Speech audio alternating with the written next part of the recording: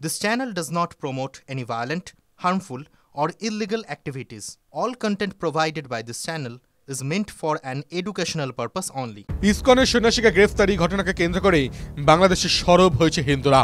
ঘটনায় গভীর উদ্বেগ প্রকাশ করে বাংলাদেশের অন্তর্বর্তীকালীন সরকারকে বার্তা পাঠিয়েছে ভারত। পাল্টা জবাব দিয়েছে ইউনূসের সরকার। এই পরিস্থিতিতে বুধবার ভারত ও বাংলাদেশ সীমান্তে চালু হলো মৈত্রী দ্বার ও প্যাসেঞ্জার টার্মিনাল বিল্ডিং। এর ফলে দুই দেশের সীমান্ত বাণিজ্য বাড়বে, আর্থিকভাবে লাভবান হবে ভারত এবং বাংলাদেশ। গত 27 অক্টোবর পশ্চিমবঙ্গ সফরে এসে পেট্রাপোল সীমান্তে মৈত্রী দ্বার ও প্যাসেঞ্জার টার্মিনাল বিল্ডিংয়ে উদ্বোধন করেছিলেন কেন্দ্রীয় স্বরাষ্ট্রমন্ত্রী অমিত শাহ।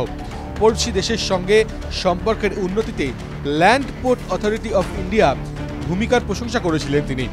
সীমান্ত সুরক্ষা, সীমান্ত বাণিজ্য, দুই দেশের মানুষের সম্পর্ক তৈরিতে LPAI প্রবেশপথ বলে মন্তব্য করেছিলেন অমিত শাহ। পেট্রাপোল বেনাপোল স্থল বন্দর হল দুই দেশের যোগাযোগের অন্যতম সীমান্ত। ভারতের দিকে পেট্রাপোল স্থল বন্দর ও বাংলাদেশের দিকে বেনাপোল স্থল বন্দর।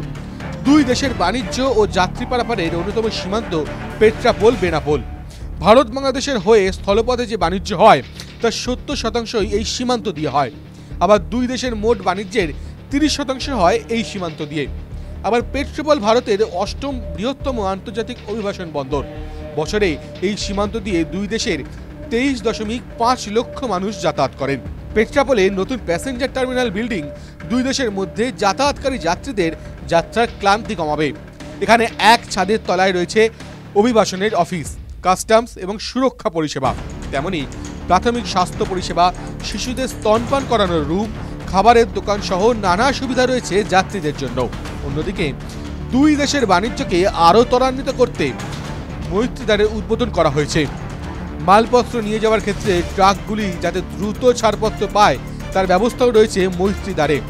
স্বয়ংক্রিয় নাম্বার প্লেট শনাক্তকরণ, ফেসিয়াল রিকগনিশন ক্যামেরা সহ নানা আধুনিক সুবিধা রয়েছে মৈত্রী দ্বারে। TV9 Bangla digital.